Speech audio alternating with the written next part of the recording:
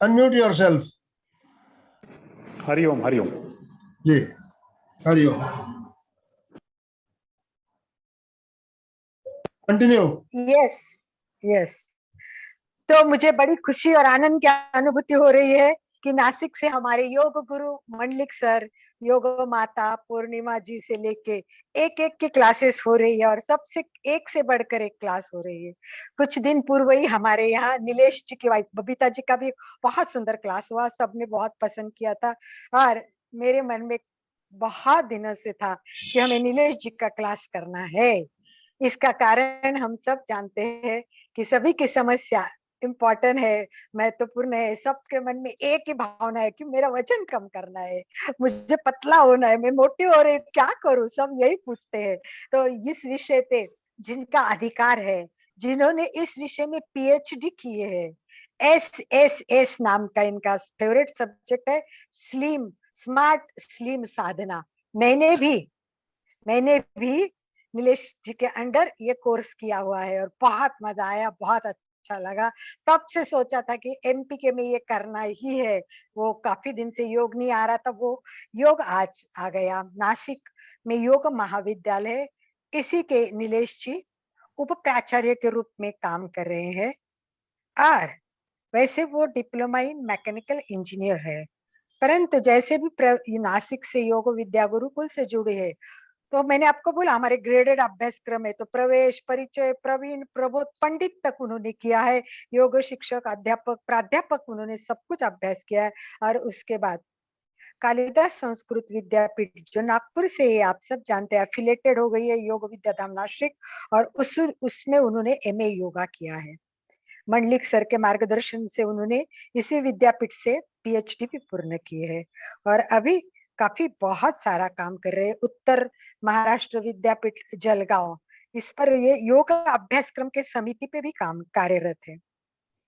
विविध प्रकार के शिविर लेना तो इनके लिए बहुत बड़ी बात हो ही नहीं है, वो तो आते जाते ऐसे, जैसे मैंने कल फोन किया आज तैयार हो गए। उनका तो एक सारे एक्सपर्ट बने हैं, जैसे प्राणायाम शिविर, तेजस्वी युवा शिविर, योग दर्शन, निसर्ग दर्शन, योग गंगा घर घर पहुंचाना, इस प्रकार के इनके बहुत सारे कार्यक्रम महाराष्ट्र में आयोजित किए जाते हैं और ये संयोजन भी ऐसे कार्यक्रम का करते हैं। ऐसे हमारे ये योग विद्या गुरुकुल बहुत 96 से पूर्ण समय ये प्रचार प्रसार का काम कर रहे हैं और उप प्राचार्य की भी सेवा दे रहे हैं। इसके साथ में नासिक में हमारी मैगजीन चलती योग सुगंध, और इसके साथ बहुत सारी किताबें प्रसिद्ध हो चुकी है, हो रही है। तो प्रवेश, परिचय वगैरह की पुस्तक के साथ मंडलिक सर की भी बहुत पुस्तक और दूसरे इन सारे पुस्तकों का जो प्रकाशन विभाग है उसके ये प्रमुख के रूप में काम करते हैं और योग निसर्गोपचार पर अनेक विषय पर ये व्याख्यान देते हैं।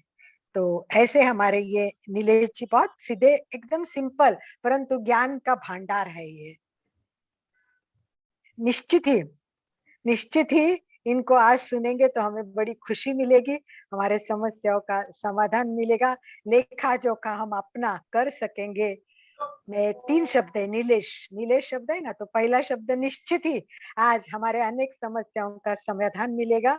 लेखा जोखा हम अपने वजन का, मोटापा का हम कर सकेंगे और शब्द में बयान नहीं कर सकते, पर निश्चित आप अनुभव लेंगे कि कितनी सहजता से और टू दी पॉइंट ये अपने को समझाएंगे कि वजन क्यों बढ़ता है, वजन ना बढ़ने के लिए हमें क्या करना चाहिए, और जिनका ज्यादा है वो प्रयोग करेंगे तो क्या होगा। और मैंने कल के आज सुबह के प्रवचन प्रोग्राम में कहा है कि केवल लेक्चर सुनने से कुछ नहीं होगा, इनका कोर्स होता है, वो परफेक्ट कितने दिन का होता है वो बताएंगे, और ये जितनी फीस लेते हैं वैसे फी देके ये कोर्स करेंगे तो डेफिनेटली 1 महीने में आपका वजन कम होगा, इसकी गारंटी वो देते हैं। और उसके अनुभव जो आए हैं वजन कम होने के, वो भी हमें नीलेश जी बताएंगे। ज्यादा समय नहीं लेते हुए हमें उनको सुनना है, तो मैं नम्र निवेदन करती हूँ एमपी के केंद्र और कल्याणम योग केंद्र की तरफ से सादर आमंत्रित करती हूँ। नीलेश जी आइए और लोगों की इतनी बड़ी समस्याओं का समाधान आपके सरल भाषा में, अलका जी, सुंदर हमारा शो भी हाउसफुल हो चुका है, शो की कैपेसिटी 100 जन पूरे हो चुके हैं। Wow, most welcome, that's great Nilesh ji. आपका अभिनंदन करती हूँ कि आपके कार्यक्रम में आपका लेक्चर शुरू होने से पहले ही कुछ लोग हाउसफुल। मेरे को बोलेंगे हमको ज्वाइन करना था पर क्या करें हम लोग की भी वो ज्वाइन नहीं हो पाए, ऐसा है। हाउसफुल शो के लिए most welcome and thank you, thank you, thank you and most welcome. Please unmute yes Nilesh yourself. भैया। हरिओम। हरिओम। MPK fitness club, fitness classes Nagpur एवं कल्याणम योग केंद्र सूरत के माध्यम से आज जो एक स्थूलता निवारण के ऊपर एक सत्र आयोजित किया गया है, उसमें सम्मिलित सभी योग जिज्ञासु, योग साधक भाई और बहनों, आप सभी का मैं हार्दिक स्वागत करता हूं। इस कार्यक्रम का आयोजन करने के लिए हमारी प्यारी अलका जी ने काफी दिनों से प्रयास चल रहा था। काफी मैं भी थोड़ा व्यस्त था, समय नहीं दे पा रहा था, लेकिन एक 3-4 दिन पहले उनका फोन आया तो मैं लेक्चर में ही था उस समय, तो उठा नहीं पाया, लेकिन जैसे व्हाट्सएप पे उनका मैसेज देखा तो मैंने तुरंत हाँ कर दी। और आज इस कार्यक्रम में आने का सौभाग्य अलका जी ने और आनंदमल सेठिया जी ने मुझे दिया, इसलिए मैं आप दोनों का हृदयपूर्वक शुक्रगुजार हूँ, आभारी हूँ। आज चर्चा का विषय दिया गया है स्थूलता, मोटापा। मोटापा के बारे में अगर देखा जाए तो कुछ बातें मजे की भी होती हैं। जो मोटे व्यक्ति होते हैं उनकी तरफ देखने का हमारा नजरिया भी जरा विनोद बुद्धि वाला होता है ना। कोई रास्ते से अगर कोई मोटा बड़ा व्यक्ति जा रहा है तो हम उसकी तरफ देख के हम थोड़ा हंसते हैं, उसके विनोद विनोद बुद्धि की तरफ दृष्टि से उसकी तरफ देखा जाता है। या फिर मोटे व्यक्ति जो होते हैं ओबेसिटी का शिकार बने हुए, स्थूलता वाले या फिर मोटे जो भी हो, तो उनको समस्या भी व्यक्तिगत समस्या उनके लिए काफी होती है। काफी व्यक्ति को मतलब दैनंदिन दिनचर्या का भी अगर हम विचार करें तो भी उन लोगों को दैनंदिन दिनचर्या में काफी समस्याओं से गुजरना पड़ता है। रात को नींद लेने से लेकर सुबह उठने तक, और सुबह उठने से लेकर रात को नींद तक काफी सारी दैनंदिन दिनचर्याओं में समस्या उनके जीवन में आती है और उनका सामना उन्हें करना पड़ता है। तो ये मोटापा क्या है? ईश्वर ने हम सभी को अपना कद दिया, हाइट, शरीर की हर एक की हाइट अलग अलग है। शरीर की रचना भले अंदर एक ही है, सबकी शरीर की रचना एक जैसी ही है, और ये ईश्वर का ये चमत्कार है मनुष्य का शरीर। वैसे हर प्राणी का शरीर एक चमत्कार है। कितने सारे चमत्कार इस मानवीय जीवन में होते हैं, मानवीय शरीर के अंदर होते हैं। हम केवल चमत्कार बाहर ढूंढते हैं, लेकिन ईश्वर ने सारी इनबिल्ट करके रखा है, सारी बातें अंदर भर के रखी है। असल में वही चमत्कार के जैसा है। अपने शरीर का हर एक अवयव कैसे कैसे काम करता है, वो भी एक चमत्कार है शरीर के अंदर। माने ये मनुष्य का देह जो है वो चमत्कारों से भरा हुआ है। कितने सारे डॉक्टर्स लोग जो है, भले वो एमडी मेडिसिन हो, एमएस हो, या फिर और भी कोई बड़े बड़े स्पेशलिस्ट हो, उनसे चर्चा करने के बाद, मैं कुछ मेरे मित्र भी हैं एमएस है, कुछ स्पेशलिस्ट भी है, तो उनसे चर्चा करने के बाद मैंने ऐसे ही उनको पूछ लिया एक बार कि आप तो इतने बड़े डॉक्टर है, इतना सारा नॉलेज आपके पास है, इतने सालों से आप प्रैक्टिस कर रहे हैं, आपको मनुष्य के शरीर के बारे में कितनी जानकारी है? मैंने ये सवाल उनको पूछा। मनुष्य के शरीर के बारे में कितनी जानकारी आप रखते हो? तो उन्होंने जो जवाब दिया तो मैं भी आश्चर्यचकित हो गया। वो बोले कि हम तो केवल 20%, 25% इतना ही नॉलेज हमें शरीर का, 70% तो है ही नहीं। 70 या 75% नॉलेज है ही नहीं। मैंने बोला क्यों नहीं है वो? बोलो क्यों नहीं है वो, उसके ऊपर रिसर्च भी नहीं हुआ है और सारी बातें जो है बुद्धि से भी परे है। ये सारी बातें जो है बुद्धि से भी परे है, इसलिए इन बातों को हम जानते नहीं। तो ऐसा ये चमत्कारों से भरा हुआ शरीर है, ईश्वर ने हमको दिया है।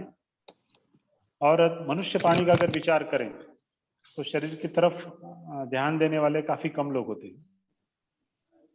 अगर 100 लोग हैं तो 100 लोगों में से केवल 10-15% लोग जो है वो अपने शरीर का अच्छी तरह से ख्याल रखते हैं। बाकी 70 to 80% लोग जो है तकरीबन ध्यान नहीं देते। क्यों ध्यान नहीं देते? क्योंकि मनुष्य का देह जो ईश्वर ने हमें दिया है वो फ्री में दिया है, और जब कोई चीज फ्री में मिलती है ना तो उसकी कदर नहीं की जाती, उसकी कीमत नहीं होती। आप कोई 8 लाख 10 लाख 15 लाख की कार खरीदो, हाँ, जब कोई कार खरीदता है ना 10-15 लाख की बढ़िया कार है, बढ़िया गाड़ी है, तो सुबह शाम दोनों टाइम उसके ऊपर कपड़ा घुमाएंगे साफ करने के लिए, क्योंकि 10-15 लाख खर्चा किया है और ये फ्री में मिला है। तो इस शरीर की तरफ जो है वो ध्यान नहीं दिया जाता है क्योंकि वो फ्री में, इसलिए उसकी कीमत जो है हमें समझती नहीं। कीमत कब समझ में आती है? जब शरीर में कोई तकलीफ होती है, डॉक्टर के पास जाते हैं, हॉस्पिटल में एडमिट होना पड़ता है, ऑपरेट करना पड़ता है, या फिर कोई शरीर का कोई अवयव जो है समझो रिप्लेस करना है, उस समय उसकी कीमत समझ में आती है।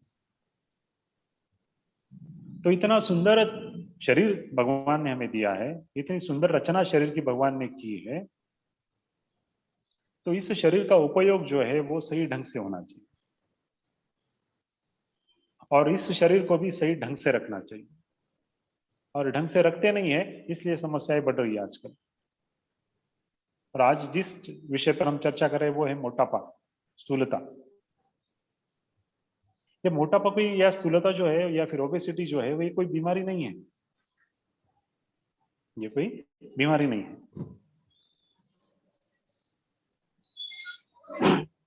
ये मोटापा ये प्रवृत्ति है। स्थूलता ओबेसिटी ये शरीर की प्रवृत्ति है। शरीर के अंदर फैट्स होते हैं, मेद होता है शरीर के अंदर, तो आवश्यक भी है। मेद भी 2 प्रकार के बोले जाते हैं, प्रमुख प्रकार 2 माने गए, essential fats and non essential fats.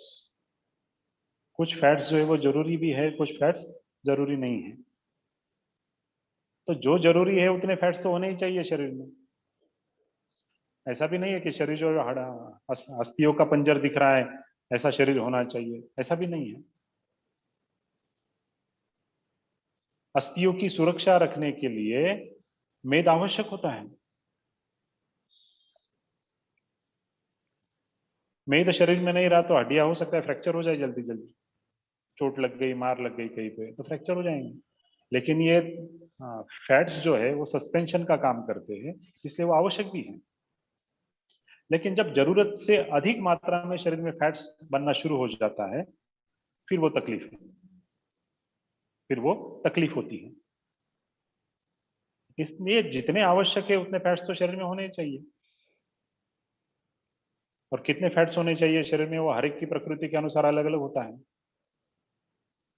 अपनी हाइट कितनी है, अपना वेट कितना है, उसके अनुसार बीएमआई कैलकुलेट किया जाता है, बॉडी मास इंडेक्स। उसके हिसाब से समझ में आता है इतना फैट्स होना चाहिए आपके शरीर के अंदर। तो इसके लिए एक महत्वपूर्ण बात यहाँ पर ये बताई जाती है कि फैट्स जो है वो कोई बीमारी नहीं है, लेकिन ध्यान रखना, फैट्स ज्यादा होना, ओबेसिटी होना, ओबेसिटी ये बीमारी नहीं है, लेकिन बहुत सारी बीमारियों की ये जननी है।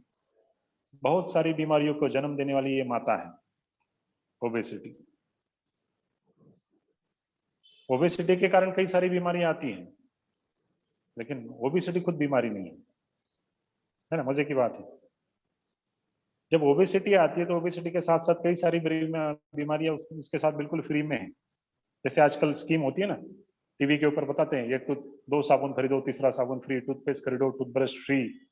उसी के प्रकार उसके जैसा ही ओबेसिटी के साथ कई सारी बीमारियां फ्री में आ जाती हैं। शरीर का वजन जब बढ़ता है तो सारा लोड जो है वो घुटनों के ऊपर आता है, घुटने खराब हो जाएंगे, घुटनों की तकलीफ होने वाली है। पेट जब बड़ा बनेगा ओबेसिटी के कारण, तो पेट में कितने सारे फैट्स जमा होते हैं, और पेट में सबसे ज्यादा जगह है फैट्स जमा होने की, क्योंकि पेट में हड्डियां नहीं है। पेट में हड्डियां नहीं है, इसलिए वहां फैलने के लिए स्किन जो है ना अपनी, वो जितनी चाहे उतनी स्ट्रेचिंग हो सकती है। कुछ लोगों तो आपने भी देखा होगा, मैंने भी देखा है कई सारे लोगों को, कितने मोटे हो सकते हैं। ऐसे भी लोग हैं बड़े बड़े कि जब कुर्सी के ऊपर या फिर सोफे के ऊपर वो बैठते हैं सुबह सुबह नाश्ता करने के लिए, तो नाश्ता करने के लिए उनको डाइनिंग टेबल की जरूरत ही नहीं है।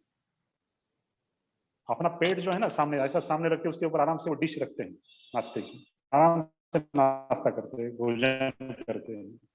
डाइनिंग टेबल की जो इतना पेट का हिस्सा जो है वो बढ़ सकता है, इतने फैट्स पेट के अंदर जमा हो सकते हैं। मतलब पेट्स में समझो 10 kilo, 12 kilo, 15 kilo, 20 kilo, 25 kilo fats अगर जमा हो जाए, तो ग्रेविटेशनल फोर्स के कारण, गुरुत्वाकर्षण के कारण पेट का अगला हिस्सा जो है वो नीचे खींचा जाता है। और जैसे पेट का अगला हिस्सा नीचे खींचा जाएगा, तो लोड जो आने वाला है वो बैक के ऊपर आता है, पीठ के ऊपर आता है। फिर अगली बीमारी शुरू हो जाती है, पीठ दर्द, कमर दर्द, स्पॉन्डिलोसिस, स्लिप डिस्क, साइटिका, ये तकलीफें शुरू हो जाती है। थोड़ा ऊपर आएंगे तो हार्ट है। अपना हार्ट तो बहुत ही महत्वपूर्ण अवयव है अपने शरीर के अंदर।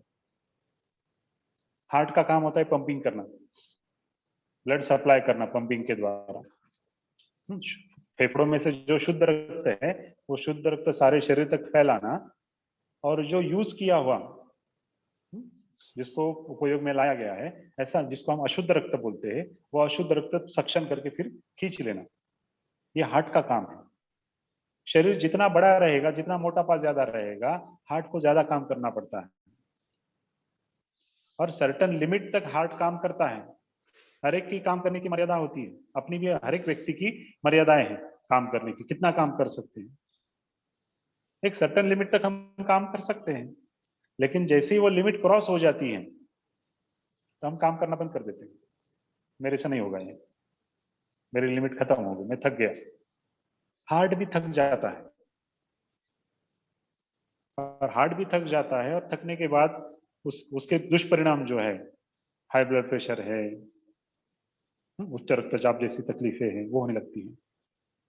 हार्ट अटैक आने जैसी तकलीफें बढ़ती हैं इस कारण से। तो हार्ट को भी नुकसान होता है वेट ज्यादा होने से। उसके साथ साथ डायबिटीज, मधुमेह, अपनी छाती की जो फासलियां है, लेफ्ट साइड की जो फासलियां है, उसके नीचे पैनक्रियास करके ग्रंथि है, ग्लैंड है, उसमें इंसुलिन का निर्माण होता है। उस पैनक्रियास ग्लैंड में जो सेल्स काम करती है, मतलब ये एक फैक्ट्री है इंसुलिन का निर्माण करने वाली, पैनक्रियास, जिसको मराठी में या फिर हिंदी में स्वादुपिंड भी कहा जाता है, इंग्लिश में उसको पैनक्रियास बोलते हैं। तो इंसुलिन का निर्माण वहां पर होता है। इंसुलिन क्या काम करता है? इंसुलिन का काम है कि जो भोजन करते हैं हम लोग, भोजन का रूपांतर जो शर्करा में होता है, शुगर में होता है, तो वो शुगर फिर रक्त में जाती है, ब्लड में जाती है। तो उसको कंट्रोल करने का काम, जो blood level, sugar level control करने का काम जो है, ये इंसुलिन करता है। और जब मोटापा बढ़ जाता है, पेट में काफी सारे फैट्स जमा हो गए हैं, तो पैनक्रियास ग्लैंड जो है उसके ऊपर प्रेशर आने लगता है। और प्रेशर आने के बाद धीरे धीरे इतनी दब जाती है वो ग्लैंड, इतने वो ग्रंथि, वो काम ही नहीं कर सकती।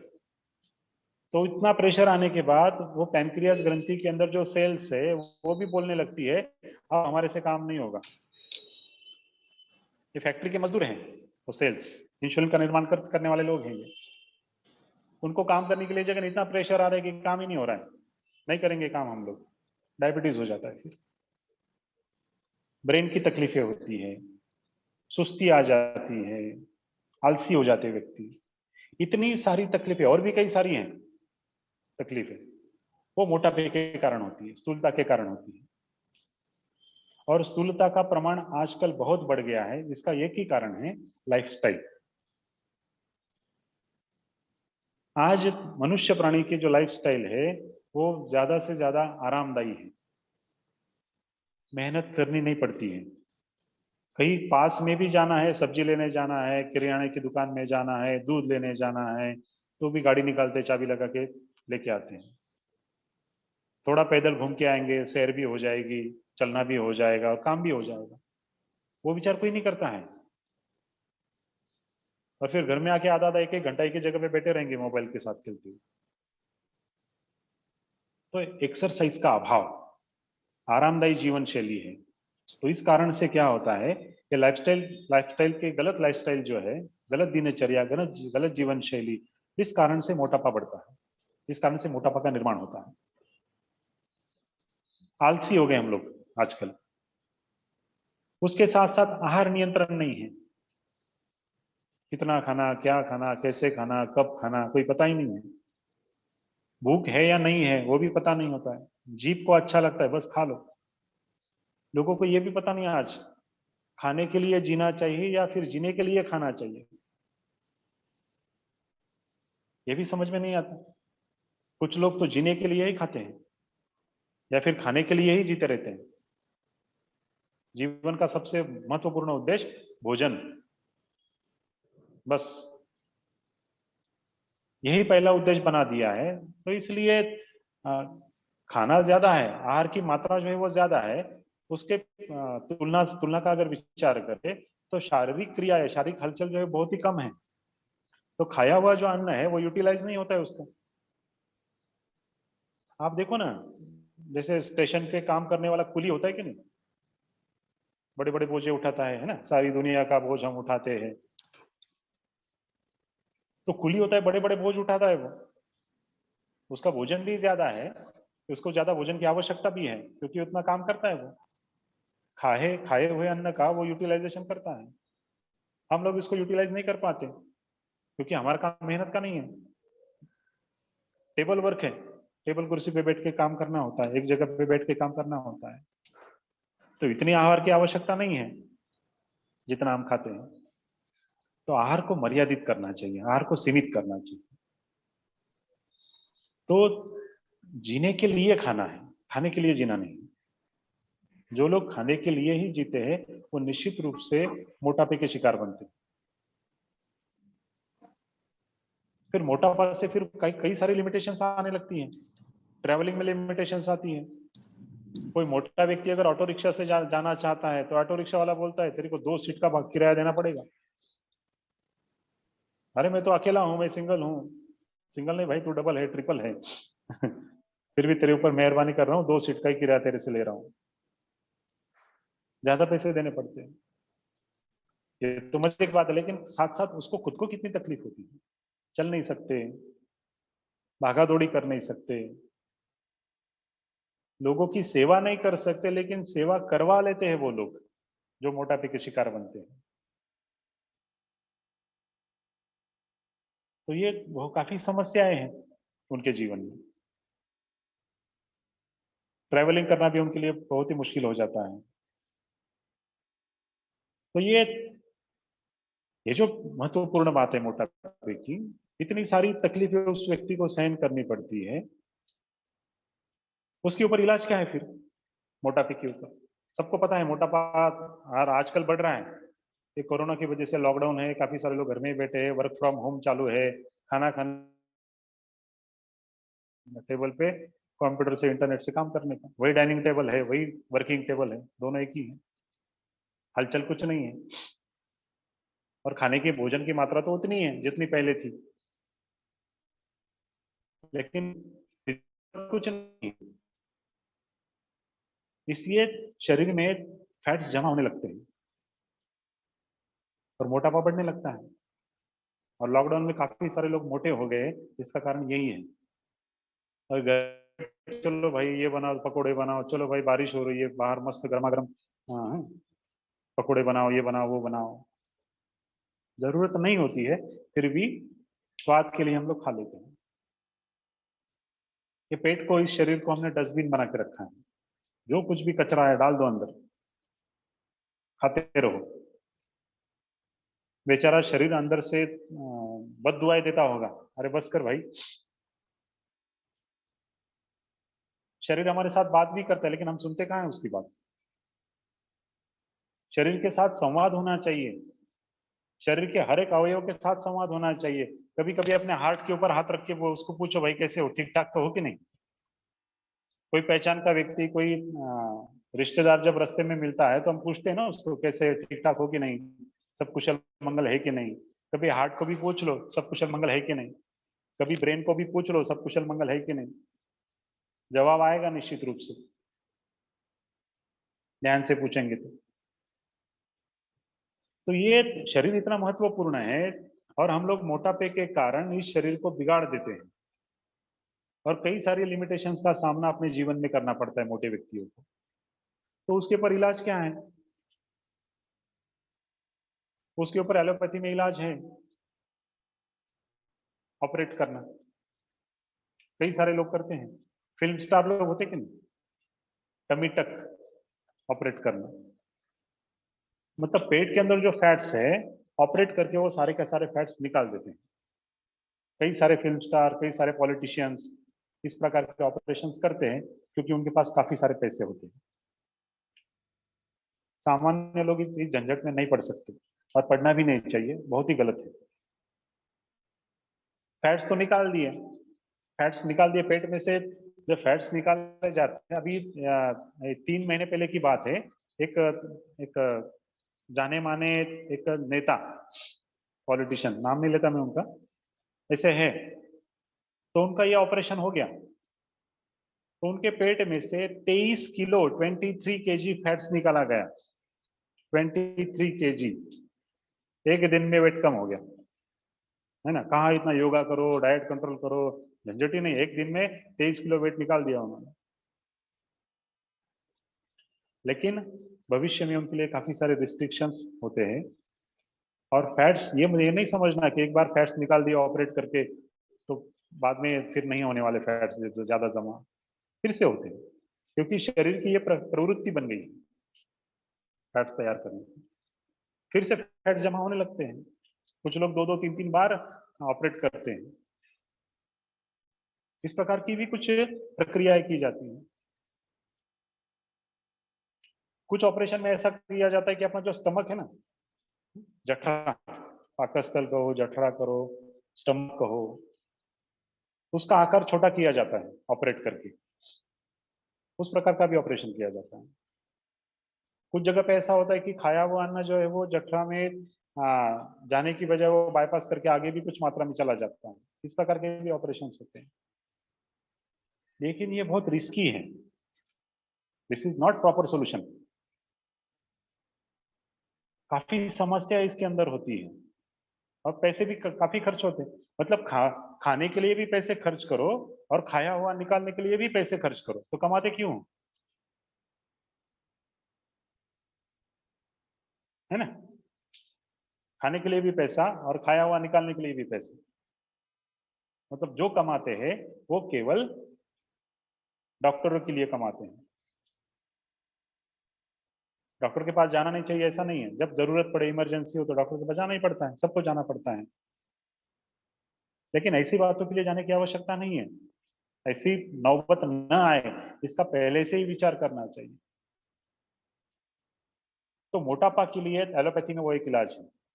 कई सारे लोग दावा करते हैं फलानी फलानी गोलियां खाओ, without exercise, without diet control आपका वेट कम हो जाएगा।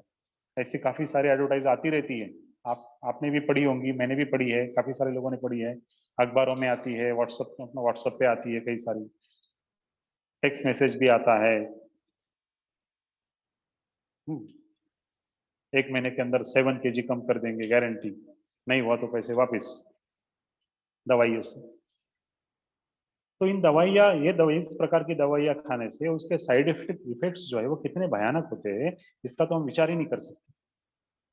ऐसी दवाइयाँ खाने से, ऐसी दवाइयाँ खाने से क्या होता है कि भूख मर जाती है। जैसे कुछ लोग होते हैं ना, खास करके इंजीनियरिंग स्टूडेंट्स है, मेडिकल वाले स्टूडेंट्स है, रात को देर रात तक पढ़ाई करते हैं, 1-1, 2-2 बजे तक रात को पढ़ाई करते, तो नींद आना आए इसलिए वो लोग क्या करते हैं, भूख ना लगे, नींद ना आए, इसलिए चाय पीते हैं। वो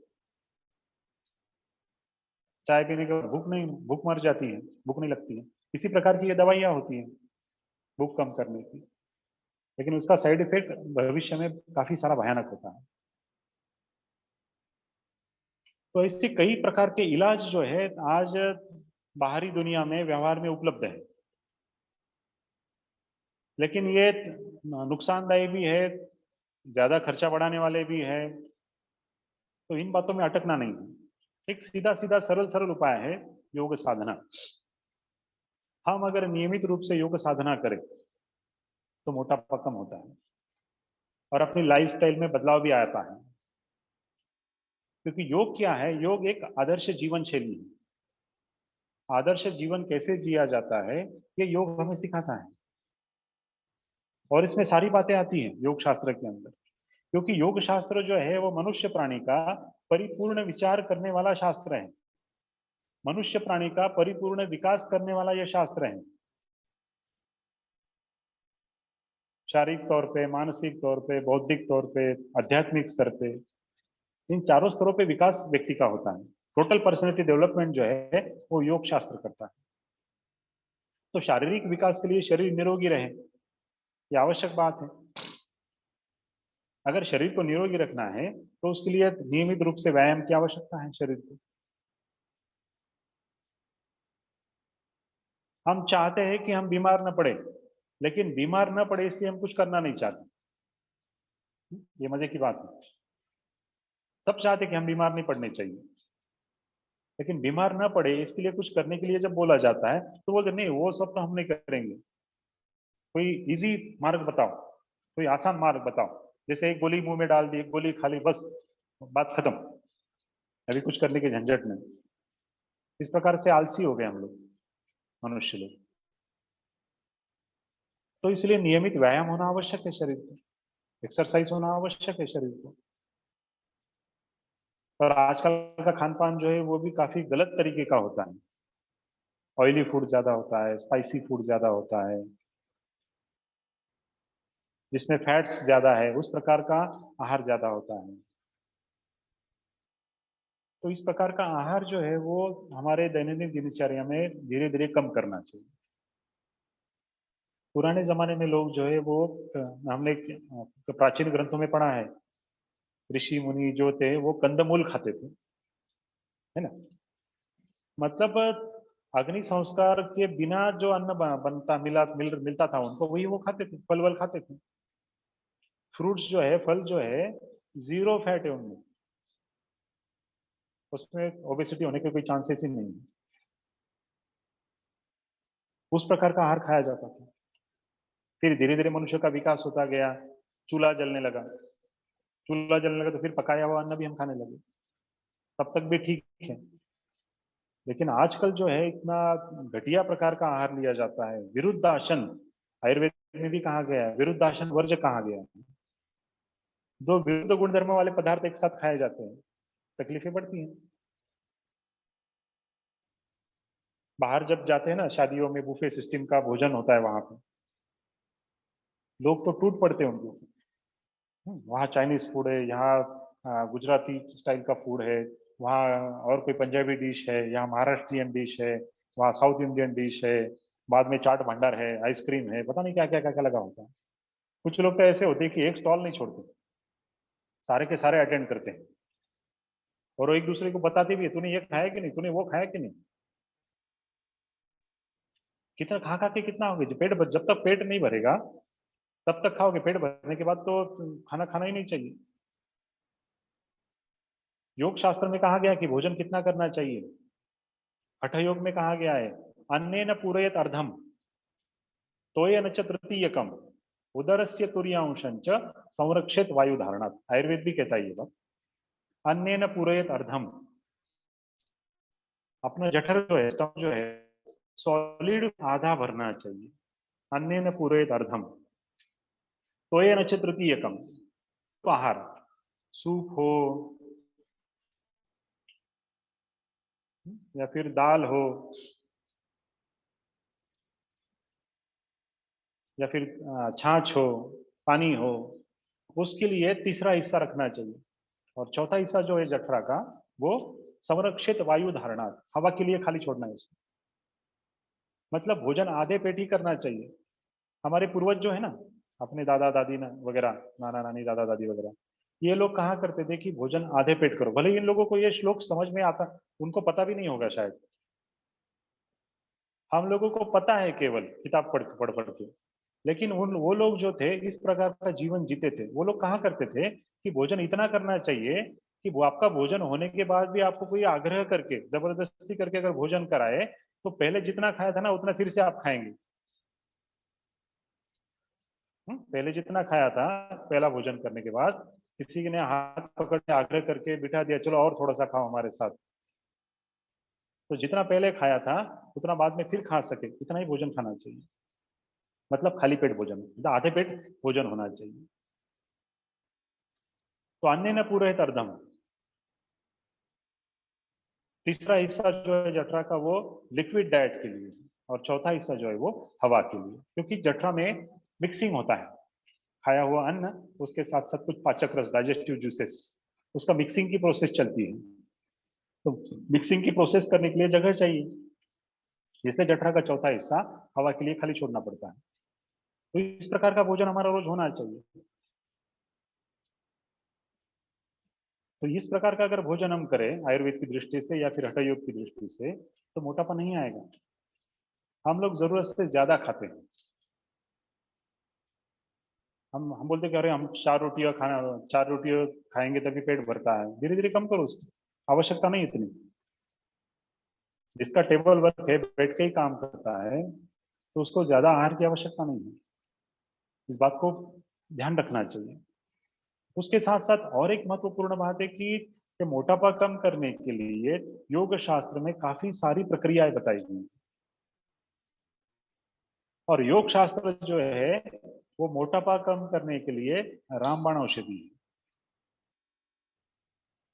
सूर्य नमस्कार जैसी प्रक्रियाएं हैं, सूक्ष्म व्यायाम जैसी प्रक्रिया है,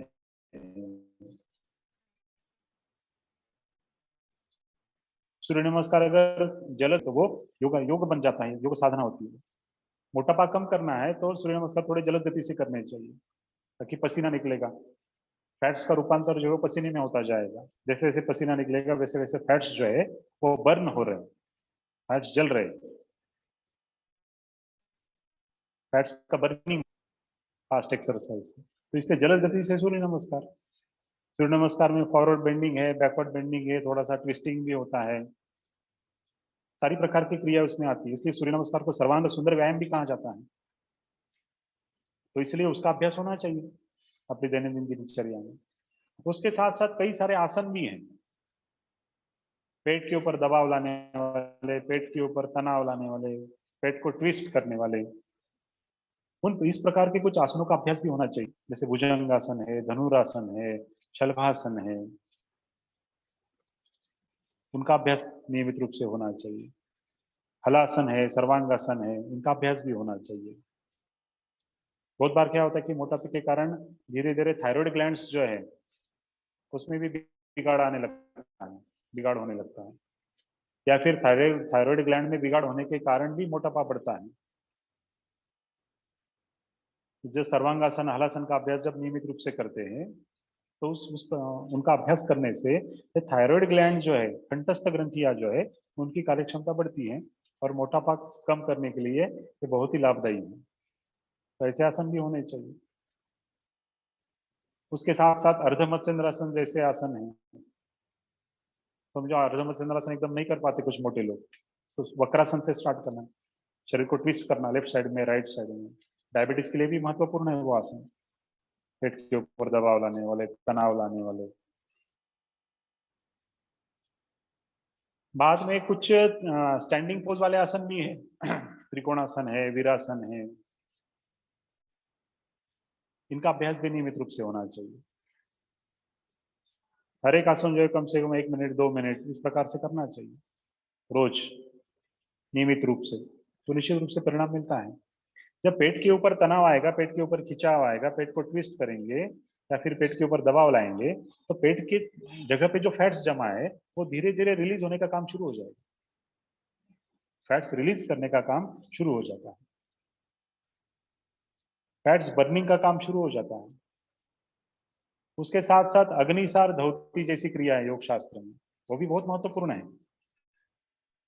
पेट को अंदर बाहर ऐसे हिलाना 100 बार। हठ योग में कहा है कि नाभि ग्रंथि मेरु पृष्ठे शतवारम चकारये, 100 बार 100 बार पेट को अंदर बाहर ऐसे हिलाना है, अग्निसार। इसके ऊपर तो यहाँ पर हमने योग विद्या गुरुकुल नासिक में काफी रिसर्च भी की है।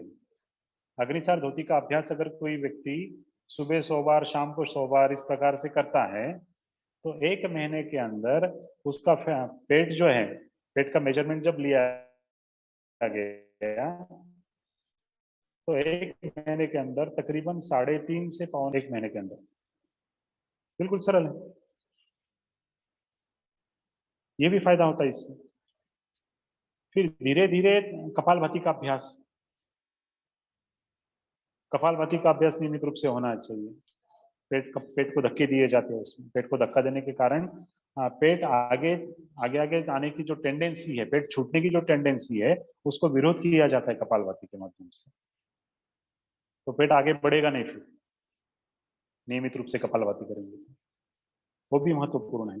शंख प्रक्षालन जैसी प्रक्रिया है जिसको हठ योग में वारीसार धोती इस नाम से पहचाना जाता है, और या फिर आधुनिक भाषा में उसको शंख प्रक्षालन ऐसा भी नाम है। तो वो प्रक्रिया है। तो शंख प्रक्षालन की प्रक्रिया करने से निश्चित रूप से वेट भी कम होता है, उन आसनों के अभ्यास से वेट कम होता है, फैट काफी सारी मात्रा में रिलीज होने लगता है, डाइजेशन सिस्टम की तकलीफें वो भी कम होने लगती है, और सबसे महत्वपूर्ण बात है कि भूख के ऊपर नियंत्रण आता है, भोजन आहार के ऊपर नियंत्रण आता है। वमन धौती करना, सुबह सुबह नमक का पानी पीते हैं 2 लीटर 2.5 लीटर करके उसको बाहर निकाला है, वमन धौती करना है। तो उससे क्या होता है कि आहार के ऊपर फिर से नियंत्रण आने लगता है। जब जरूरत हो तभी भूख लगेगी आपको। अपने शरीर में बॉडी क्लॉक है, अपनी बॉडी क्लॉक इतना बढ़िया सेट हो जाना चाहिए। हाँ, मुझे भूख लगी है, भले आंखें बंद हो आपकी, लेकिन भूख लगी है इसका मतलब घड़ी में 12 बजे दोपहर के, या फिर 12:30 बजे, या फिर 1 बजे, या फिर 11 बजे, जो भी आपका टाइम है। घड़ी देखने की आवश्यकता ही नहीं है, बस भूख लगी है। पुराने जमाने में कहाँ घड़ियां थी लोगों के पास, गांव में रहने वाले लोगों के पास? बस भूख लगे अंदाजा लगाते थे वो, हाँ भूख लगी है इसका मतलब इतने इतने बजे होंगे। इस प्रकार से काम चलता था। तो अंदर का जो बॉडी क्लॉक है उसको सेट करना चाहिए। और उसके साथ साथ लंघनम परम औषधिम, लंघन कहा गया है? लंघन का उल्लेख योग शास्त्र भी करता है, आयुर्वेद भी करता है, निसर्गोपचार भी करता है। लंघनम परम औषधिम, उपवास करना ये परम औषधि है, लेकिन उपवास भी सही ढंग, उपवास के नाम पे क्या क्या खाया जाता है? मराठी में, महाराष्ट्र में कहावत है, एकादशी दुप्पट खाशी। उपवास के नाम पे क्या क्या खाया जाता है? आजकल मिठाई की दुकानों में भी मिलने लगा है, उपवास के लिए जलेबी मिलेगी। कोई जरूरत नहीं ना खाने की, उपवास रखा है तो कुछ मत खाओ। उपवास का सही अर्थ यही है, उप माने वो परमेश्वर, ईश्वर, वास माने सान्निध्य। उपवास करना माने उस परमेश्वर के सान्निध्य में रहना, इसको उपवास कहा गया है। और 8 दिन में एक बार, 10 दिन में एक बार, 15 दिन में एक बार, या फिर महीने में एक बार पेट को आराम मिलना ही चाहिए। उपवास करने से भी शरीर के अंदर का जो फैट्स है वो फटाफट फटाफट कम होने लगते हैं। इसलिए आयुर्वेद या फिर निसर्ग में लंघन दिया जाता है। 4 दिन का लंघन करो, 5 दिन का लंघन करो, ये भी बताया जाता है। नासिक में अपना जो नेचुरोपैथी बताया, हम 3 दिन का एक डाइट प्रोग्राम उन लोगों को देते हैं, इसको फनीर कहा जाता है, नॉट पनीर, फनीर। फ माने फलाहार, शॉर्ट फॉर्म बनाया है, फ माने फलाहार, नी माने निराहार, र माने रसाहार। फलाहार, निराहार, रसाहार, तीनों का पहला पहला अक्षर लेके शॉर्ट फॉर्म बन गया फनीर। तो क्या करना है कि एक दिन केवल फल खाने हैं, जो सीजनेबल फल मिलते हैं ना वो खाने हैं। उसमें कौन कौन से वर्जित है?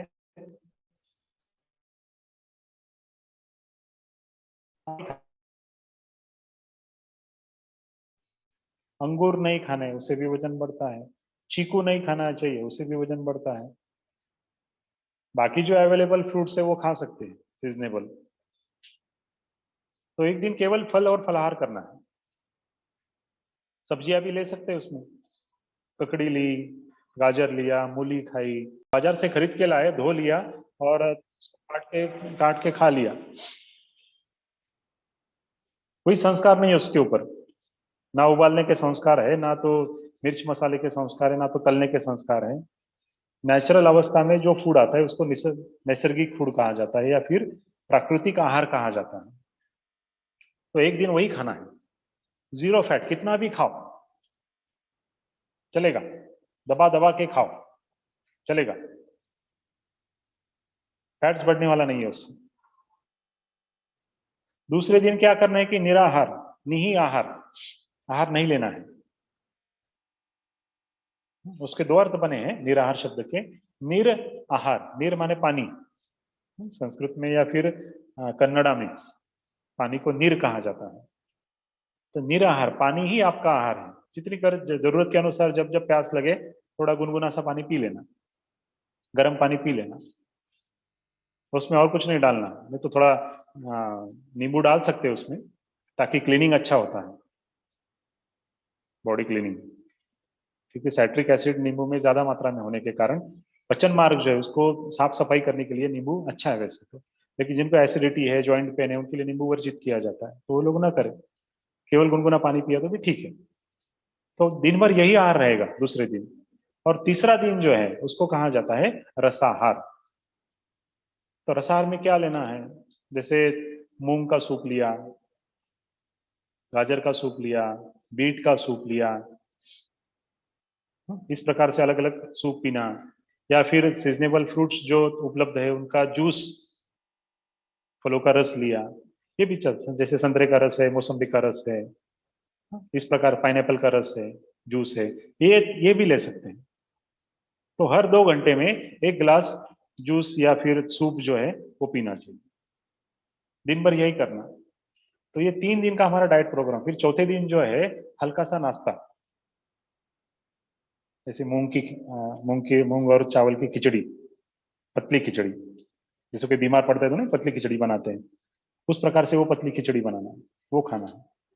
फिर धीरे धीरे अपना रेगुलर डाइट पे हम लोग आ सकते हैं। ये 3 दिन का जो प्रोग्राम है ना, तो ये 3 दिन के अंदर ही तकरीबन 1.5 से 2 किलो वजन कम हो जाता है। बिल्कुल सिंपल है। तो हम लोगों को क्या करना चाहिए, हम जब उपवास रखते हैं, कुछ लोग व्रत रखते हैं ना, उपवास रखते हैं, किसी का सोमवार का होता है, किसी की एकादशी होती है, किसी की चतुर्थी होती है, अलग अलग प्रकार के उपवास होते हैं ना। तो वो उपवास का दिन जो है वो इन 3 दिनों में एडजस्ट कर लेना, दोनों काम हो जाएंगे, उपवास भी हो जाएगा और रियल उपवास हो जाएगा, स्पिरिचुअल फायदे भी मिलने वाले हैं और शरीर को भी लाभ होगा। तो ऐसा करने से जब बाहर से खाना भोजन हम बंद करते हैं ना, तो होता क्या है कि ब्रेन जो है फिर ऑर्डर कर देता है, अंदर जो गोडाउन है ना फैट्स का, उसको खोलो। अब तक खोलने की जरूरत क्यों नहीं थी, क्योंकि बाहर से भोजन जा रहा था अंदर, उसके ऊपर काम चल रहा था। लेकिन अंदर जो फिक्स डिपॉजिट करके रखा है ना, उसको हाथ लगाने की जरूरत ही नहीं पड़ रही थी, खर्च करने की जरूरत ही नहीं पड़ रही थी। लेकिन बाहर से जब इनटेक बंद हो जाता है तो फिर ब्रेन बोलता है, ब्रेन ऑर्डर करता है, ये फैट्स का गोडाउन खोल दो, अभी दरवाजा खोलो उसका, उसका उपयोग करो। फिर वो फैट्स जो है वो शरीर के उपयोग के लिए खर्च किए जाते हैं। शरीर को जीवित रखने के लिए यही फैट्स काम में आते हैं, क्योंकि फैट्स जो है वो एनर्जी है, तो उसको काम में लाया जाता है। तो इसलिए आहार न लेना, एक आध दिन कुछ नहीं खाया तो कुछ फर्क नहीं पड़ता है। बहुत सारे लोग बोलते हैं कि हम भूखे मरें क्या। आज लोग भूखे नहीं मर रहे, खा खा के ही मर रहे हैं। जो भूखे रहते हैं वो लंबी आयु जीते हैं, और जो खा खा ज्यादा खाते हैं वो उनका जल्दी राम नाम सत्य हो जाता है। तो इसलिए एक बात हमेशा याद रखना कि आहार के ऊपर भी हमारा नियंत्रण होना चाहिए, और साथ साथ में योग साधना ये भी लेना है। योग साधना लेना बहुत ही महत्वपूर्ण है। योग साधना का अंतर्भाव अपनी दिनचर्या में होना ही चाहिए, ही को अंडरलाइन करके रखिए, बहुत आवश्यक है। केवल मोटापा कम करना यही उद्देश्य नहीं है, और कई सारी फायदे इसके मिलते हैं योग साधना के। योग साधना करने से मन शांत रहता है, शरीर चुस्त रहता है, शरीर निरोगी रहता है, फ्लेक्सिबल रहता है, आयुष्य ज्यादा बढ़ती है योग साधना करने से, कई सारे फायदे योग साधना के, और साइड बाय साइड ये मोटापा भी कम होता है। तो इसलिए मोटापा कम करने के लिए योग साधना भी आवश्यक है। योग साधना में बताया गया आहार जो है वो भी नियंत्रित प्रकार का होना चाहिए। हम लोग घर में अगर इसका पालन करें तो अपने बच्चे भी इस प्रकार से ही पालन करते। घर में जैसा खाना हमें मिला था हम लोग उसी प्रकार से भोजन पकाते हैं, और जैसा भोजन हमारे बच्चे खाते हैं उसी प्रकार का भोजन उनके बच्चे भी खाएंगे। ये संस्कार ट्रांसफर होते हैं एक से दूसरी तरफ। इसलिए किचन की जो चाबी है ना वो गृहिणियों के पास होती है, तो उसको अगर सही ढंग से उसका उपयोग करें तो निश्चित रूप से सारा परिवार जो है वो निरोगी रह सकता है। तो इसलिए मोटापा कम नीलेश करने जी, के लिए, हाँ हाँ, मोटापा कम क्वेश्चन कर, आंसर थोड़ा। हाँ हो रहा है हो रहा है हो रहा है। तो मोटापा कम करने के लिए एक्सरसाइज जरूरी है नियमित रूप से, आहार के ऊपर नियंत्रण लाना ये भी जरूरी है। जिनको पॉसिबल है वॉकिंग करना, खाली पेट 1 घंटा वॉकिंग करना, घड़ी लगा के वॉकिंग करो, उससे भी वेट कम होता है। गर्म पानी पीना, रात को सोते समय गर्म गर्म पानी पियो, सुबह उठने के बाद गर्म पानी पियो, फैट्स धीरे धीरे कम होने लगते हैं। ऐसे कई सारी बातें फैट्स को रिलीज करने के लिए, फैट्स को कम करने के लिए, मोटापा कम करने के लिए है। समय के अभाव से यहाँ पर मैं मेरे विषय को थोड़ा विराम देता हूँ, क्योंकि काफी बड़ा विषय है। इसके ऊपर 4-5 घंटे का वर्कशॉप भी होता है हमारा वेट लॉस के लिए। तो कई सारी बातें, हर एक बात के ऊपर अलग अलग विचार किया जाता है। यहाँ बहुत ही शॉर्ट में आप सबको बताने का प्रयास यहाँ पर मैंने किया है। तो हो सकता है कि आपको इस माध्यम से निश्चित रूप से मोटापा कम करने के लिए एक प्रेरणा शायद मिली हो। जिनको मिली है निश्चित रूप से उनका पालन करें, आपके जीवन में निश्चित रूप से लाभ ही होने वाला है। तो यहाँ पर अलका जी ने और सेठिया जी ने आपसे वार्तालाप करने के जो अवसर मुझे प्रदान किया है, इसलिए मैं दोनों का ही अपने दिल से आभार प्रकट करता हूं। और आप सभी का भी, आपने इतनी शांतिपूर्वक सारी बातें सुनी है, आप सभी का भी मैं आभार व्यक्त करता हूं और मेरी वाणी को मैं विराम देता हूं। हरिओम। हरिओम। बहुत क्वेश्चन सुंदर गुरुजी, बहुत क्वेश्चन सुंदर आंसर तरीके में से आपने बताया। लंघन के बारे में जो आपने बातें बताई, लंघन आयुर्वेद में भी इसका उल्लेख आता है और हमारे योग शास्त्र में भी बताया गया है, और खास करके जैन धर्म में तो इसके ऊपर बहुत ज्यादा महत्व दिया गया है। उपवास पर आपने बहुत सुंदर बातें बताई, इसके लिए आपका बहुत बहुत धन्यवाद, बहुत बहुत आभार। अभी किसी को कोई जिज्ञासा तो कृपया हैंड राइज करेंगे। मैं सबको अभी अनम्यूट नहीं कर पाऊंगा, जिनका हैंड राइज होगा उनको ही अनम्यूट करूंगा। तो आप हैंड राइज का ऑप्शन में जाके हैंड राइज करें, जिनको भी कोई जिज्ञासा हो। अलका जी, आप कुछ कहना चाहती थी? हाँ नीलेश जी, आपकी जो वेट लॉस की क्लास होती है वो उसके बारे में थोड़ा बताइए, कितने दिन की होती है? तो अगर ऐसा हो तो हम कोशिश करें कि लोगों को प्रेरणा दे के इस क्लास के लिए तैयार करने के लिए। बिल्कुल तो बिल्कुल। उसकी थोड़ी जानकारी दीजिए। हाँ जी हाँ जी। वेट लॉस का योग विद्या गुरुकुल की माध्यम से एक वेट लॉस का एक कोर्स चलाया जाता है, वो 21 दिन का होता है। उसका नाम है SSS माने SSS, स्लिम एंड स्मार्ट साधना, ऐसे नाम उसको दिया गया है। पहले हमने उसका नाम स्थूलता निवारण के लिए योगाभ्यास ऐसे दिया था तो कम लोग आते थे, लेकिन जैसे ही हमने नाम बदल दिया, स्लिम एंड स्मार्ट साधना नाम रखा, तो धड़ाधड़ लोग आने लगे उसमें। तो हम लोगों को जरा इंग्लिश इफेक्टिव लगता है ना, हम लोगों को बात चीजें वही है सारी, कवर बदल दिया है, किताब वही है, कवर बदल दिया बस। तो 21 दिन का ये कोर्स होता है, रोज 2 घंटे चलता है। तो 21 दिन में जो मैंने ये बोला ना कि फनीर प्रक्रिया, वो भी 21 दिन में बताई जाती है। उसमें आपको रोज किस प्रकार से आहार लेना है वो भी बताया जाता है, और रोज 2 घंटे की आपकी योग साधना भी होती है। उसमें आसन है, सूर्य नमस्कार है, प्राणायाम है, कुछ सूक्ष्म व्यायाम है, वगैरह वगैरह। तो इस प्रकार से भी कई सारी बातें इसके अंदर करवाई जाती हैं। कुछ लेक्चर्स का भी आयोजन किया जाता है उसमें, कि आहार कैसे होना चाहिए, उसके ऊपर एक व्याख्यान दिया जाता है। तो ये 21 दिन का जो कोर्स है उसका रिकॉर्ड है, 21 दिन का रिकॉर्ड है कि 21 दिन में 9.5 किलो वजन कम हो गया, ये रिकॉर्ड है। और मैंने जैसे अलका जी ने भी शुरू में ही बोला कि मैंने PhD जो किया है इसी विषय पे ऊपर की है। तो इसलिए जब ये कोर्स चलाए जाते थे उस दरमियान, जब मेरा रिसर्च प्रोग्राम चल रहा था, तो उस समय काफी सारे क्लासेस लिए गए वेट लॉस के। तो उसमें एक विद्यार्थी ऐसा था कि उसका 9.5 किलो वजन, मैक्सिमम 9.5 किलो वजन कम होता है, और अप्रोक्सीमेटली 3 किलो के आसपास तो वजन कम होता ही 21 दिन के अंदर। तो इसलिए वो 21 दिन का प्रोग्राम यहाँ योग विद्या गुरुकुल के माध्यम से चलाया जाता है। आजकल तो सारी ऑनलाइन सुविधा है, ऑनलाइन सुविधा का मतलब फायदा लेके हम लोग, भले आप सूरत में हो, नागपुर में हो, कहीं भी हो, ऑल ओवर वर्ल्ड कहीं भी आप ज्वाइन करके उस क्लास का अनुभव कर सकते हैं, अभ्यास कर सकते हैं, और काफी सारे लोगों को फायदा हुआ है इससे। तो इसलिए मैक्सिमम 9.5 किलो वजन कम हुआ है। अर्थात एक बात ध्यान में रखना, जिसका वजन बहुत ज्यादा था उसका वजन बहुत ज्यादा कम हो गया है। हाँ, हम तो पहले से ही समझो दुबले पतले हैं और हमारा भी 9.5 किलो वजन कम, ऐसा नहीं होने वाला, क्योंकि yoga is the process of normalisation. आपको नॉर्मल ही रखेगा योग, जितनी आवश्यकता है आपके फैट्स कम करने की उतनी ही होने वाली है यहाँ। इसमें मैसेज करो तो ये बात ग्रीष्मे को हाँ, ग्रीष्मे को अनम्यूट कर दीजिए। ग्रीष्मे जिज्ञासा आई है, हाँ, आनुवंशिक भी मोटापा होता है क्या, वो भी कम हो सकता है क्या?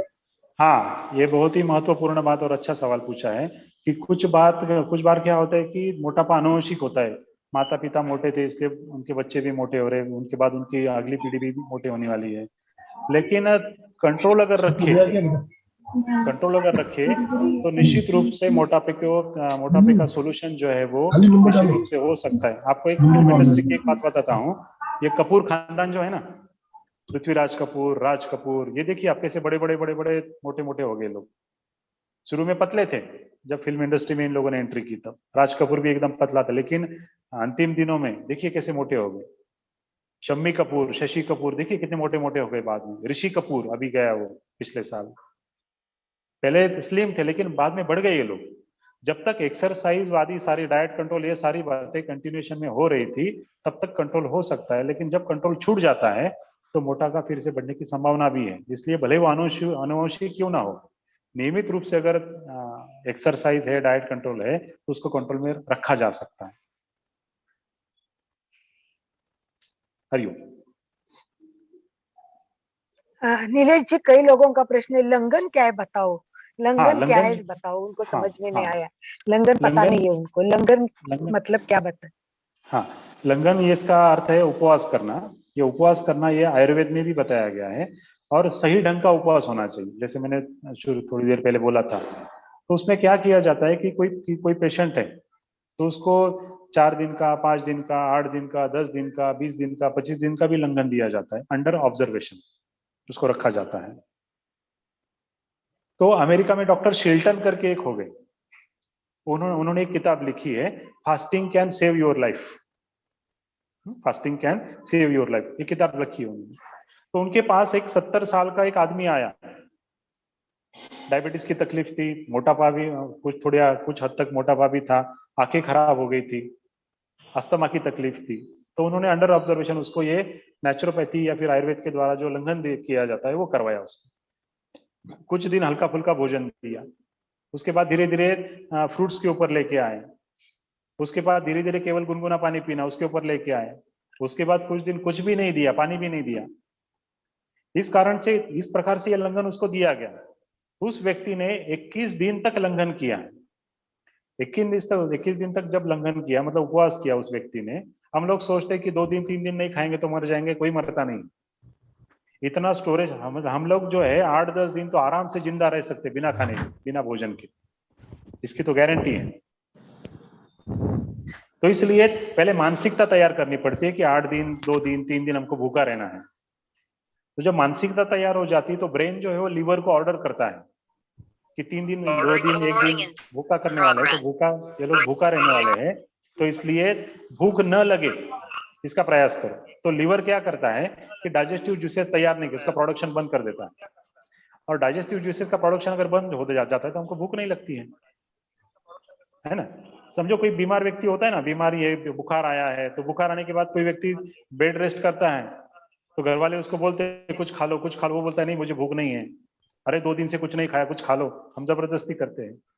लेकिन ये नेचुरल है, नैसर्गिक है, उसको भूख न लगना। ब्रेन ने क्या किया है कि ब्रेन ने लीवर को ऑर्डर दे दिया है बिल्कुल भी डाइजेस्टिव जूसेस तैयार मत करना, नहीं तो भूख लगेगी और ये खाना खा लेगा, और खाना खाएगा तो मेरा जो मेंटेनेंस का, रिपेयरिंग का काम जो ब्रेन कर रहा है उसमें बिगाड़ पैदा होगा, उसमें हस्तक्षेप नहीं होना चाहिए। इसलिए बाहर से आहार न ले, इसलिए लंघन प्रक्रिया की जाती है। तो ये आयुर्वेद में है 2 दिन का, 3 दिन का, 1 दिन का, 10 दिन का अंडर ऑब्जर्वेशन। इस प्रकार से लंघन माने उपवास जो है वो शास्त्रोक्त पद्धति से करना चाहिए। जैसे अभी सेठिया जी ने बोला ना कि जैन मुनि जो होते हैं ना, वो कई दिनों तक लंघन करते हैं। कुछ पानी पी के ऊपर करते हैं, या फिर कुछ लोग पानी भी नहीं पीते हैं, इस प्रकार से भी लंघन करते हैं वो लोग, इस प्रकार से भी उपवास करते हैं वो लोग। स्पिरिचुअल एनर्जी भी है उनके पास, और साथ साथ में एक मानसिकता भी तैयार कर ली है कि 1 महीने तक कुछ नहीं खाना पीना है। जब मानसिकता तैयार हो जाती है, मन तैयार है, तो मन को शरीर भी मन का साथ देता है, तभी ये बातें हो सकती है। तो इस प्रकार से ये लंघन प्रक्रिया है। ग्रीष्मा जी ने हैंड राइज किया हुआ है। ग्रीष्मा जी आप अपने आप को अनम्यूट कर सकती हैं। ग्रीष्मा घरा। हाँ जी सर। हाँ। सर मेरा क्वेश्चन ये था कि हाँ। ये जो लंघन प्रक्रिया है इसमें हाँ। तो वेट लॉस होता है, बट वो जब भी खत्म होती है, जैसे 10 दिन का अगर लंघन लिया तो उसके बाद वापस नॉर्मल डाइट लेने के बाद वापस वो स्टार्ट हो जाता है कि नॉर्मल सी पे जितना था उतना वेट हो जाता है, तो वो मेंटेन भी करना चाहिए ना, तो वो कैसे कर सकते हैं? बराबर, बढ़िया सवाल है कि बहुत बार क्या होता है कि ठीक है, कुछ लोग ये भी करते हैं कि 8-10 दिन एकदम भूखा रह गए, चलो वेट कम करना है, और 8-10 दिन के बाद भूख कंट्रोल नहीं होती तो फिर दबा के खाते हैं, फिर वही जैसे थे उस प्रकार से होने लगता है। तो इसलिए क्या होता है कि लंघन प्रक्रिया पूरी होने के पश्चात वेट तो काफी कम होने ही वाला है, काफी सारे और भी फिजिकल प्रॉब्लम्स है वो निकल जाते हैं लंघन प्रक्रिया करने से। शरीर के अंदर जो गंदगी है, अनवांटेड चीजें से, वो सारी बातें निकल जाती है शरीर के माध्यम से, शरीर से। और उसके बाद जब डाइट लेना है तो डाइट संभाल के लेना पड़ता है, सोच के लेना है, क्योंकि अंडर ऑब्जर्वेशन ही डाइट लेना चाहिए। फिर क्या खाए, कितना खाए, उस प्रकार से ही आहार लो, क्योंकि समझ में आ गया ना कि जरूरत से ज्यादा खाया था इसलिए ये नौबत आई है। तो उसके बाद फिर अभी ये नौबत से छुटकारा जब मिला है तो पहले से फिर जैसे पहले जैसे तैसे तो नहीं करना चाहिए, इसलिए कंट्रोल डाइट होना चाहिए। और साथ में जैसे मैंने बोला कि एक्सरसाइज भी होनी चाहिए। ये दोनों बातें अगर साथ में रहे तो फिर मोटापा बढ़ने वाला नहीं है। तो इसलिए लंघन के बाद भी ये डाइट कंट्रोल आवश्यक है और एक्सरसाइज भी आवश्यक है, बोले योगा की एक्सरसाइज हो जैसी भी। नहीं, बट ये लंघन में हम लोग कार्ब्स नहीं ले रहे ना सर। हाँ। तो नॉर्मल जब भी हमने कार्ब्स लेना स्टार्ट करते तो एक पर्टिकुलर वेट गेन तो होता ही है, क्योंकि हमने तो वो कंट्रोल कर सकते हैं हम। बिल्कुल बिल्कुल बिल्कुल कर सकते हैं ना, वही बोल रहा हूँ मैं। नियमित योग साधना जब करेंगे, हमारे डाइट में क्या है कि कार्बोहाइड्रेट्स तो होने ही वाले हैं। हाँ, इसीलिए मैंने पूछा ये बात। बात। वो होते ही है अपने भोजन में। हाँ। तो लंघन का जो टाइम था उस समय में कार्बोहाइड्रेट्स लिए नहीं, क्यों नहीं लिए? क्योंकि अंदर काफी सारे फैट्स जमा है ना, तो उसमें कार्बोहाइड्रेट भी है ऑलरेडी, तो उसको यूज करना था ना, उसका यूटिलाइजेशन हमें करना था। तो लंघन जब करते हैं तो अंदर पहले से जो जमा है वो फैट्स यूटिलाइज होने लगता है, फिर धीरे धीरे वेट लॉस होता ही है। लेकिन जब लंघन खत्म होता है तो लंघन खत्म करने का जब हम नॉर्मल डाइट पे आते हैं तो इस प्रकार का आहार ले कि जिसमें कार्बोहाइड्रेट ज्यादा ना हो, मीठी चीजें ज्यादा ना खाए, शक्कर से बनी मिठाइयाँ ज्यादा ना खाए। हाँ, तो इस प्रकार से धीरे धीरे कंट्रोल भी कर सकते हैं उसके ऊपर। और एक्सरसाइज तो करनी है, मेन तो एक्सरसाइज ही है। जी हाँ, थैंक यू बहुत सुंदर। बहुत से भाई बहनों के मैसेज आ रहे हैं। नंबर व्हाट्सएप ग्रुप ज्वाइन करने के लिए मैंने नंबर अपना डाला है चैट बॉक्स में, फिर भी मैं बोल देता हूँ, जिनके पास कागज कलम है लिख लें। ग्रुप ज्वाइन करना है तो जो नंबर मैं बोल रहा हूँ आप नोट कर लीजिए। 937 347 1831। रिपीट कर रहा हूँ, 937 347 1831। इस नंबर पे आप मैसेज करेंगे तो आपको लिंक भेज दी जाएगी। महिलाओं के लिए अलग ग्रुप है, कॉमन ग्रुप भी है। हमारे व्हाट्सएप पे 6-7 ग्रुप बने हुए हैं। आपको केवल महिला के ग्रुप में ज्वाइन होना हो तो महिला के लिए 3 ग्रुप बने हुए हैं महिलाओं के लिए। इसमें हम कभी कभी महिलाओं की समस्याओं के ऊपर स्पेशल प्रोग्राम लेते हैं केवल महिलाओं के लिए, इसलिए हमने महिलाओं का अलग ग्रुप भी बना रखा है। आप मुझे मैसेज कर सकते हैं। चलो बहुत धन्यवाद नीलेश जी, बहुत सुंदर रहा, बहुत अच्छा। हाँ, समापन की ओर चले अलका जी। ये समापन की ओर चलते हैं। हाँ, विश्व सभी प्रार्थना। भाई बहन को नम्र निवेदन है कि आपको क्लास अच्छी लगी हो, आपके फीडबैक भी सेंड कर दीजिए। और डेफिनेटली हम अगर वेट लॉस का क्लास करना चाहे तो 21 दिन का ये क्लास करेंगे, तभी आपको रिजल्ट और परफेक्ट पता चलेगा कैसी लाइफस्टाइल होनी चाहिए और क्या खाना चाहिए। तो ये जब 21 दिन में हम सीखेंगे तो ये अगर नियमित फॉलो करेंगे तो डेफिनेटली हमारी वजन की समस्या कम हो जाएगी। इसके लिए आप सब चिंतन करके हमें मैसेज कीजिए। अगर हमारा ग्रुप हो गया 25 लोगों का कम से कम, तो ये क्लास हम करवा भी सकते हैं। तो जितने भी जुड़े हैं उन सबको मैं बहुत बहुत धन्यवाद देती हूँ और सभी को नम्र निवेदन करती हूँ कि प्रार्थना के लिए सभी तैयार।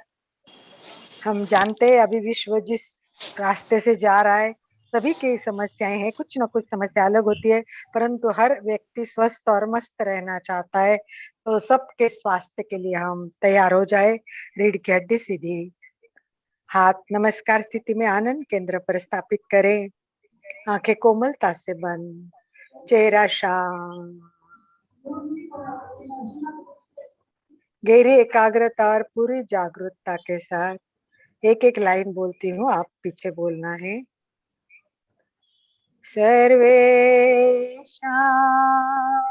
स्वस्ति भवतु,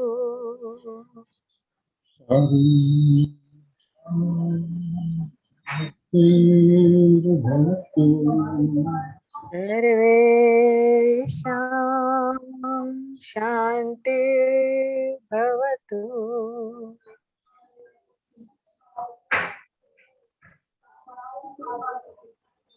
सर्वेषां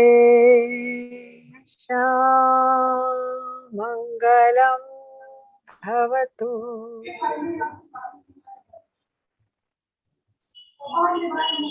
सर्वेषां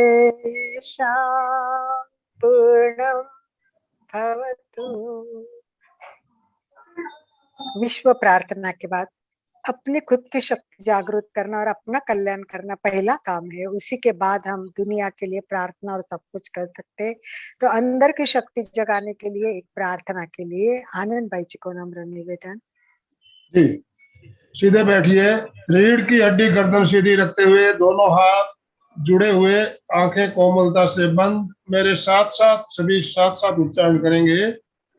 मैं चैतन्यमय हूँ, मैं चैतन्यमय हूँ, मैं आनंदमय हूँ, मैं आनंदमय हूँ, मैं शक्तिमय हूँ, मैं शक्तिमय हूँ, मेरे भीतर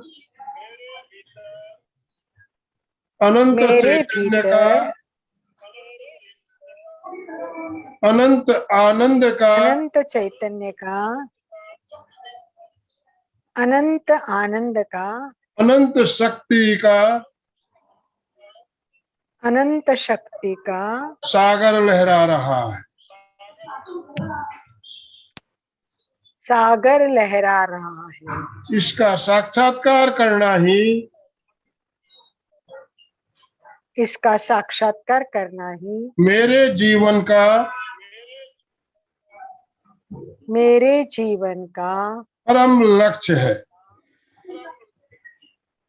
परम लक्ष्य है। मंगल भावना, हमारा आज का दिन मंगलमय हो, आनंदमय हो, शांतिमय हो। इन्हीं शुभ भावनाओं के साथ ओम अरहम। ओम शांति शांति शांति।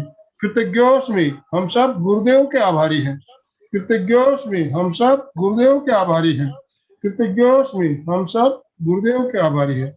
कृतज्ञोस्मि। गुरु जी, हम आपके बहुत बहुत आभारी है। आपने अपना अमूल्य समय निकाल कर आज हमारा मार्गदर्शन किया, इसके लिए आपका बहुत बहुत धन्यवाद, बहुत बहुत आभार।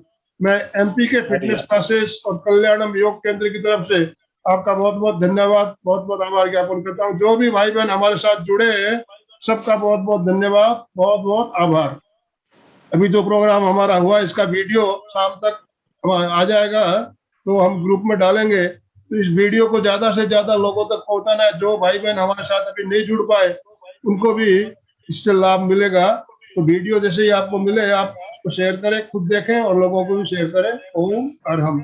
कल रविवार का दिन है, कल हमारा 9 बजे कार्यक्रम रहेगा। रविवार की सुबह की क्लास हमारी छुट्टी रहती है, सुबह 9 बजे स्पेशल क्लास होती है हमारी। तो अलका जी कल के बारे में थोड़ा बता दीजिए, महावीर का अर्थशास्त्र क्या है, उसके बारे में आप शॉर्ट में 1 मिनट में बता सकते हो तो बताइए। हमारे स्पेशल विषय होते हैं कि जिसमें महावीर के लाइफस्टाइल से देख के पूरे लाइफ में कैसे जीवन जीना है वो सिखाया जाता है। एक है महावीर का स्वास्थ्य शास्त्र। तो हम ये भी जानते हैं कि हमारा स्वास्थ्य अच्छे रखने के लिए, क्योंकि भगवान महावीर तो हम जानते हैं कि पूरे कहाँ ही रहते हैं और ध्यान करते थे, ना तो वो पूरा आहार खाते थे, ना खाना खाते थे, ना प्रोटीन ना कुछ भी, और फिर भी स्वस्थ रहते थे। तो उसके पीछे एक पूरी इनकी एक आध्यात्मिक जो शक्ति थी। वैसे ही आज का जो समस्या है वो अर्थशास्त्र की है। भ्रष्टाचार, पैसे के पीछे बहुत लोग वो होते, परंतु अर्थशास्त्र का भी अहिंसक पद्धति से किस तरह हम मैनेजमेंट कर सकते हैं, और अर्थशास्त्र भी हमारे जीवन के लिए कितना उपयोगी है वो भी साइकोलॉजिकली उसका विचार करते, आध्यात्मिक दृष्टि से उसका मैनेजमेंट, ये बहुत सुंदर सुंदर महावीर के तत्वों के साथ, अहिंसा के तत्वों के साथ, सभी तत्वों के साथ बताया जाता है। तो जिनको भी कुछ थोड़ा सा इंटरेस्ट है, तो कल नए लोग आज जो जुड़े थे उनको भी मैं नम्र निवेदन करती हूँ कि महावीर का एक शास्त्र जो होता है वो बहुत अलग तरीके से थे। अभी मैं खुद महावीर के स्वास्थ्य शास्त्र पर प्रोग्राम्स कर रही हूँ। इसी एमपी के में मेरा लेवल मतलब स्वास्थ्य शास्त्र, महावीर का स्वास्थ्य शास्त्र भाग 1, भाग 2, भाग 3 हो गया। क्योंकि मैंने एक ही बात बताती हूँ कि महात्मा गांधी जी ने कहा था कि मैं कभी बीमार नहीं पड़ूंगा। तो ऐसे कोई कहता है कि मैं बीमार नहीं पड़ूंगा, पर महात्मा गांधी जी ने कहा मतलब कुछ तो है। तो क्यों कहा गया, तो उन्होंने कहा क्योंकि मैं वीतरागता का जीवन जीता हूँ। तो सारे तीर्थंकर थे वो वीतराग जीवन जीते थे। वीतराग यानी राग द्वेष ना करना। तो जो व्यक्ति राग द्वेष नहीं करता है उसको बीमारी आती ही नहीं। इस तरह उन्होंने स्वास्थ्य शास्त्र में बताया कि हम डर रहे कि बाहर का वायरस हमें कितना इफेक्ट करेगा, यानी कि हम आज डर रहे कोरोना के वायरस पर। उन्होंने कहा अंदर कितने वायरस है, राग द्वेष, मच्छर, दूसरे के द्वेष करना, दूसरे की ईर्ष्या करना, जलन करना, ये सब तुमको बीमार करते हैं। तो इस तरह स्वास्थ्य शास्त्र अलग दृष्टि से बताए। वैसे अर्थशास्त्र की एक दृष्टि अलग है, महावीर की दृष्टि वो आध्यात्मिक कैसी है वो जानना है तो कल जरूर जुड़े। और हम अलग अलग विषय को, हम सभी, रामदेव बाबा हो, आर्ट ऑफ लिविंग हो, भारतीय विद्या योग विद्याधाम, सबको बुलाते हैं अच्छे अच्छे वक्ताओं को सुन के, सब अच्छे अच्छी बातें, क्योंकि वेद में दिया है ज्ञान तो चारों तरफ है, बस हमारा माइंड खुला होना चाहिए, जो अच्छा लगे वो लेना, अंदर उतारना चाहिए, और हमें अपना जीवन आत्मा का बहुत कल्याण बहुत करना धन्यवाद। चाहिए। सभी आत्मा कल्याण, यस, आत्मा कल्याण की ओर सभी चले। ओम अरहम, ओम ओम अरहम। अरहम, ओम अरहम। आज का हमारा समय ऑलरेडी संपन्न हो चुका है। आज हम आपसे इजाजत ले रहे हैं, कल 9 बजे फिर मिलेंगे, तब तक के लिए ओम अरहम। ओम अरहम। धन्यवाद, थैंक यू।